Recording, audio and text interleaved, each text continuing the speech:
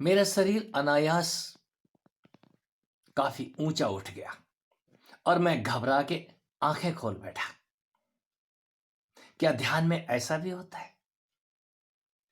क्या ध्यान में चिंगाड़ें, चीखें क्या अपने आप आनी शुरू हो जाती हैं? हमारी जीभ बाहर को लटक जाती है। ऐसा लगता है जैसे काली मां ने अंदर प्रवेश कर दिया हो। क्या ऐसा भी होता है?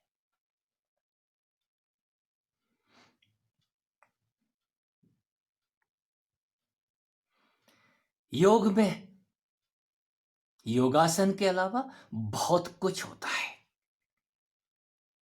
और जिनको हो रहा है वो कहीं चल पड़े हैं। और जब चल पड़े हैं तो कुछ ना कुछ तो होगा। जो चलाने वाला है उनको, उसने कहीं थाम लिया है। कहीं उनको काली मां अंदर दिख रही है, कहीं कोई सिद्ध ऋषि मुनि अंदर आकर के उनको कुछ बोल रहे हैं। 24 घंटे उनके अंदर उनको कुछ ना कुछ आनंददायक अनुभूत हो रहा है। होना ही चाहिए, ऐसा होता है। अभी कुछ ही दिन पहले मिलके गए हैं और हमने इतना ही कहा है उनको कि आप सहजता से लें। अब आपको किसी ध्यान की जरूरत नहीं है। वो फिर भी घंटे घंटे भर ध्यान कर रहे हैं बैठ के। सोचते हैं कि जल्दी से ज्यादा ध्यान करूंगा तो वो गौरी शंकर के शिखर जल्दी चढ़ जाऊंगा। ऐसा नहीं, कुछ और होगा।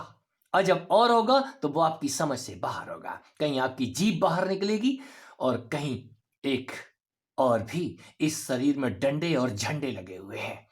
आप परेशान हो जाएंगे। फिर किससे पूछेंगे? बताने वाला कोई आगे चाहिए होता है। यही वजह है कि हमने किसी ज्यादा जानने वाले से, अपने से ज्यादा जानने वाले को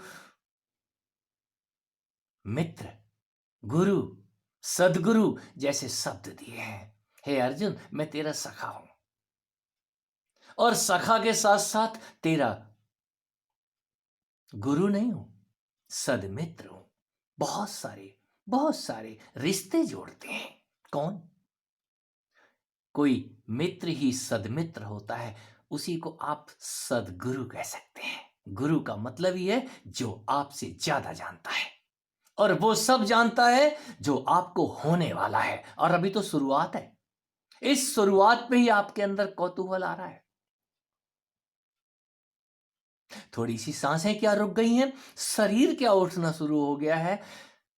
हमारे अंदर एक अजीब सा उन्माद पैदा होता है। हम तो जान गए सब कुछ। ये जाना हुआ, जो कुछ भी आप जान जा रहे हैं, ये थोड़ी ही देर के बाद आपको परेशान करने लग जाएगा। आनंद की जगह कुछ और देगा। उसके आगे भी बहुत कुछ है। जितना आप जान जाते हैं उतना आपकी जानकारी भर है। वो आपकी जानकारी हो गई है। आप किसी को भी बता सकते हैं, करा नहीं सकते। ये अनुभव दिए नहीं जा सकते। अनुभव का स्पर्श भर दिया जाता है कि ऐसा होगा। इसके आगे क्या होगा, उस व्यक्ति विशेष की साधना के ऊपर निर्भर करता है कि उसका अहम कितना गला है, कितना उसका अहम विसर्जित हुआ है। ज्यों ज्यों आपका अहम विसर्जित होगा, त्यों त्यों आपके अंदर वो योगासन के अलावा भी बहुत कुछ है। ये आपका मन रुकने नहीं देगा। ये मन ही आपको चलने की प्रेरणा देगा। और चलते हैं आगे, घुस के देखते हैं इस गुफा के अंदर और है क्या। मां वैष्णो देवी की गुफा में कोई पहला संत जब उसने सिर घुसाया होगा तो भयभीत हुआ होगा, मैं कहां जा रहा हूं। जिसने मां वैष्णो देवी की यात्रा की है, उस गुफा में सिर देने के बाद जो प्रकाश का पर्व हम देखते हैं अंदर जाके, जहां पिंडियां विराजित हैं, आज वहां लाइट लगी हुई है, कभी वहां लाइट नहीं होगी। ये इशारे हैं। बाहर की दुनिया में कोई तो समझ जाए, और जब कोई समझ जाता है तो बौद्ध धर्म में भी मैंने बहुत सारे गोम्पोज में, बौद्ध धर्म में गोम्पा, लाहाखांग मंदिर, ऐसे शब्द आपको मिलेंगे जहां पर कोई भी गुरु तो सुरंग बना करके पैरों के बल नहीं घुसाता था, सिर के बल घुसाता था। वो सुरंग कहां निकलेगी नहीं पता। आप चलिए, निडर होकर के चलिए। यदि जीभ बाहर निकल रही है, सांसें रुक जा रही हैं, आंखें बाहर आपको निकली पड़ रही हैं, तो कालांतर में वो सब का सब नॉर्मल हो जाएगा। आप श्रद्धा से चलिए, और जो श्रद्धा से चलते हैं उनको उस चीज का महात्म्य पता चलता है। ये सब है क्या, समझ आता है। धीरज से सब कुछ समझ आता है। एक अगला सवाल, आप अक्षत के बारे में कुछ बताएं। ये अक्षत क्या है, अक्षर क्या है? अक्षर और अक्षत ये दो अलग अलग शब्द है। यदि आप शब्दों से परिचित हो गए हैं तो योग की उल्टी राह है। योग में उल्टे चलना होता है। उल्टे का मतलब ये नहीं आपने टांगों से उल्टे चलना शुरू कर दिया। आप विचार से, शब्द शब्द से अक्षर की तरफ आइए, और अक्षर के बाद एक शब्द और आता है, अक्षत। हम सब के सब अक्षत ही हैं। उसी अक्षर से निकल के अक्षत रूप से हमारी मां, हमारे पिताजी ने हमें अक्षत पैदा किया है। निस्संदेह कोई योगी अक्षत अक्षत हो जाता है। हम त्रिपुंड लगाते हैं या जो भी तिलक आदि लगाते हैं, उस तिलक के साथ साथ चावल चिपकाते हैं, गेहूं नहीं चिपकाते, कोई और धान्य वहां नहीं लगाते हैं। हल्दी से के साथ, रोली के साथ वहां पर चावल चिपकाते हैं। कोई मतलब है उन चावलों का? हम चावलों को ही अक्षत कहते हैं। मां अन्नपूर्णा, किसी ने चित्र देखा है तो भगवान भोलेनाथ जब सुबह सुबह कटोरा लेकर के उनके आगे खड़े हो रहे हैं, लाओ भोली कुछ दे दो, संसार घूमने जा रहा हूं, खाली भिक्षा पात्र ले जाना ठीक नहीं है, कुछ तो दे दो।